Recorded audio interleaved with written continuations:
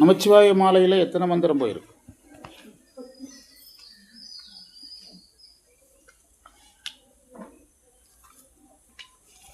பார்த்து 5 படிக்கணும். கிடைத்த இடங்களிலெல்லாம்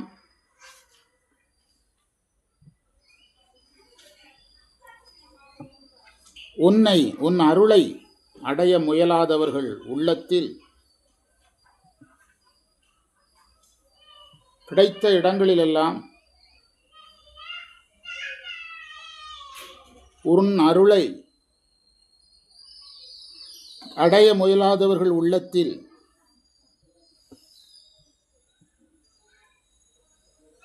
விளங்குவதற்கு நீ கூசுகின்றாய். அருளை பெற வாய்ப்பு இருக்கும் போதெல்லாம் மிஸ் பண்ணுறாங்கன்னா அவங்களுக்கு இறைவன் அவங்ககிட்ட விளங்கி நிற்கிறதுக்கு இறைவன் கூசுறாராம். ஆவடுதுறை வாழ் நமச்சிவாய தேசிகனே,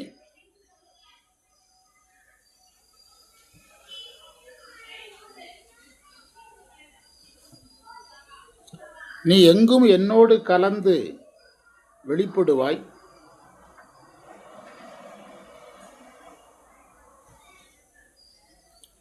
என்னை எனக்கு தருவாய்.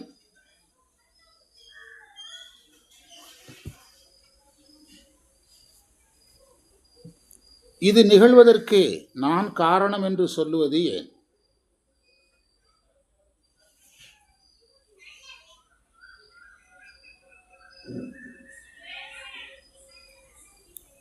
அடுத்த பத்தியில விளக்கம் சொல்றாங்க. மலத்தின் சார்பில் நான் இருந்தேன்.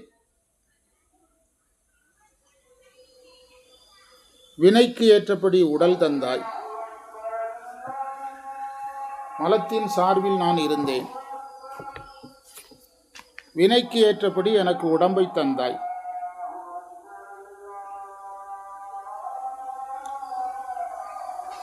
உடலையே ஆன்மா என்று நான் நினைத்து வந்தேன். உடலையே ஆன்மா என்று நான் நினைத்து வந்தேன்.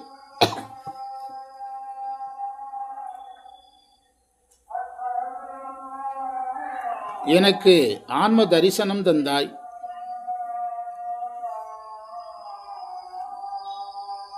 அந்த மந்திரத்துக்குள்ள போனீங்கன்னா என்னை அற நல்குவாய்னு ஒரு வரி இருக்கும் பாருங்க. புக்கு வச்சிருந்தா பாருங்க. என்னை அற நல்குவாய்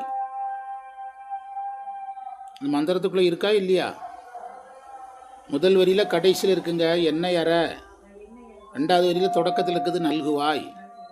அதுக்கு அர்த்தம் தான் இவ்வளவு நேரம் நம்ம எழுதுனது. 3 மலங்கள், 3 மலங்களால் வினையினால உடம்பை நானும் நினச்சிக்கிட்டு இருந்தேன். அப்படி இருந்த எனக்கு உடம்பு நீ அல்ல என்று சொல்லி ஆன்ம தரிசனம் தந்தா என்பதா என்னை அற நல்குவாயின்னு எழுதினாராம். புரியுதா? அதற்கடுத்து தன்னுயிர் தானற பெற்றானை அப்படின்னு வள்ளுவர் சொல்றதையும் மேற்கோளாக கொடுத்துருக்காங்க. திருவள்ளுவரும் இது மாதிரி ஒரு தொடர் சொல்றாரு. தன்னுயிர் தானற பெற்றானை.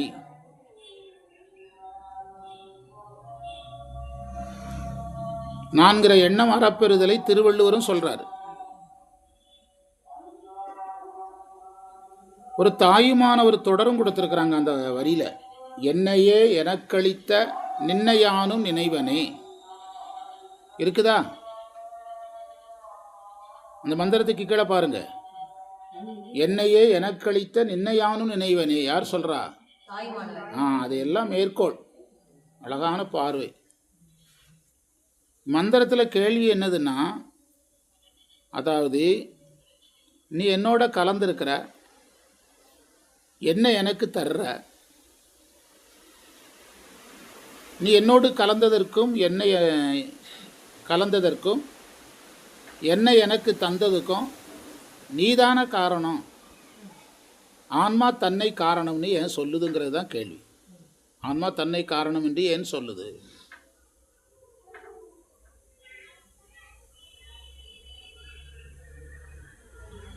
அதற்கு விடை என்னன்னா, இந்த நிலைக்கு ஆன்மா போறதுக்கு சாதனங்களை வேணா உயிர் செய்யலாம். இறைவன் கலக்கிறதுக்கு உயிர் சாதனம் பண்ணலாம். ஆன்மா தன்னை அறிந்து கொள்வதற்கு உயிர் சாதனம் செய்யலாம். ஆனால் இதெல்லாம் நடக்கிறதுக்கு யார் தான் காரணம்? இறைவன் தான் காரணம்.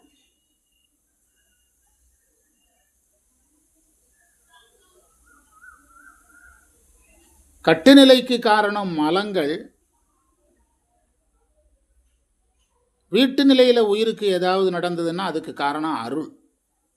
முயற்சி செய்தது தான் உயிர், கொடுத்தது யாரு? இறைவன். அருள் தான். இப்போ மாணிக்கவாசகர் மூல பண்டாரத்தை போய் நான் எடுத்தேன்னாரா? அதான் இதுக்கு விடை. மூல பண்டாரம் வழங்குகின்றேன், அவர் தான் கொடுக்க முடியும். அப்படி இருக்கும்போது மூல பண்டாரத்தை நான் அடைந்தேன்னு எப்படி சொல்ல முடியும்னு கேட்குறாரு.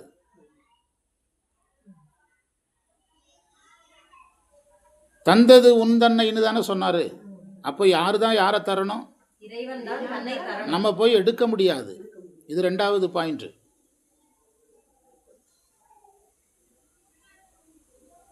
திருவருட்பயனில் ஒரு மந்திரம் இருக்குது. அதாவது ஒரு பொருளுக்குரியவன், அதாவது ஒரு பொருளுக்குரியவனுடைய பொருளை அவனுடைய அனுமதி இல்லாமல் எடுக்க முடியாது அப்படின்னு ஒரு பாட்டு இருக்கு. துஞ்சினனோ போயினனோ சொல் அப்படின்னு அந்த வெண்பா முடியும். ஒரு பொருளுக்குரியவன் தூங்கினான்னா அவன் பொருளை எடுத்துடலாம், அந்த இடத்த விட்டு போவான்னா அவன் பொருளை எடுத்துடலாம். சாமிக்கு தான் 2ம் கிடையாத. அப்போ சாமியுடைய பொருளை நம்ம என்ன செய்ய முடியாது? எடுக்க முடியாது, அவர் தான் தரணும்.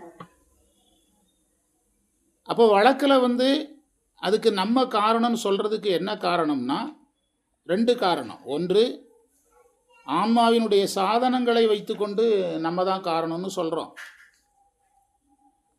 இன்னொன்று, முனைப்புனால சொல்கிறோம். முறை என்னென்னா சொல்லக்கூடாது. என்ன சொல்லக்கூடாது? நான் காரணம் என்ன செய்யக்கூடாது? சொல்லக்கூடாது. உயிருக்கு என்ன கிடைச்சாலும் கருணையினால் கருணையினால் ஆண்டு கொண்ட மாணிக்கவாசகர் சொல்கிறார் பாருங்க. இறைவனால் நமக்கு என்ன நடந்தாலும் அருளை தான் காரணம் சொல்லணுமே தவிர நான் சரியை பண்ணினேன், நான் கிரியை பண்ணினேன், நான் ஞானம் பண்ணினேன் அப்படின்னு என்ன செய்யுது? ஆன்மா சொல்லக்கூடாது.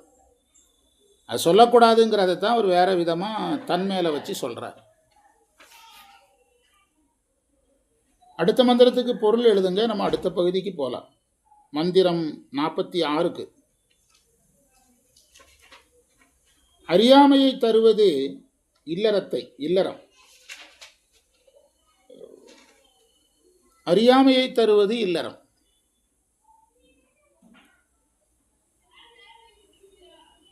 அந்த இல்லறத்தை துறப்பவர்களுடைய நெஞ்சத்தில் நீ அமுதமாக இருக்கிறாய். அந்த இல்லறத்தை துறப்பவருடைய நெஞ்சில் நீ அமுதமாக இருக்கிறாய்.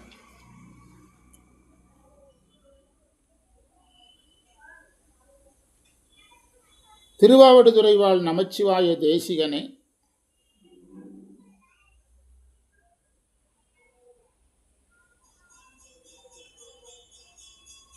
அடுத்த பத்தி. வானமே தீப்பற்றி எரிந்தாலும், அழகான உதாரணம். வானமே தீப்பற்றி எரிந்தாலும் நீ என் கூட இருந்து மலத்தை போக்கி அருளமுதத்தை தர்றா. எவ்வளோ அழகான வரி. வானமே தீப்பற்றி எரிந்தாலும் நீ என் கூட தான் இருக்கிற, மலத்தை போக்குற, அருளமுதத்தை தர்ற, அருளமுதத்தை ஊட்டுகிறாய்.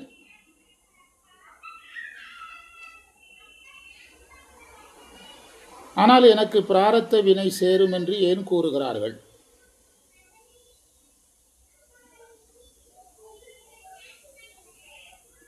ஏற்கனவே சொல்லிட்டாங்க உரையில். ஜீவன் முக்தர்களுக்கு பிராரத்த வினை சேரும்னு என்ன செய்யக்கூடாது? சொல்லக்கூடாது. என்ற வினை உடலோடு ஏகும். எடுத்த உடம்புல பிராரத்தத்தை கழித்து முடிச்சிருவாங்க. அவருடைய உயிரை பிராரத்தம் என்ன செய்யாது? தாக்காது.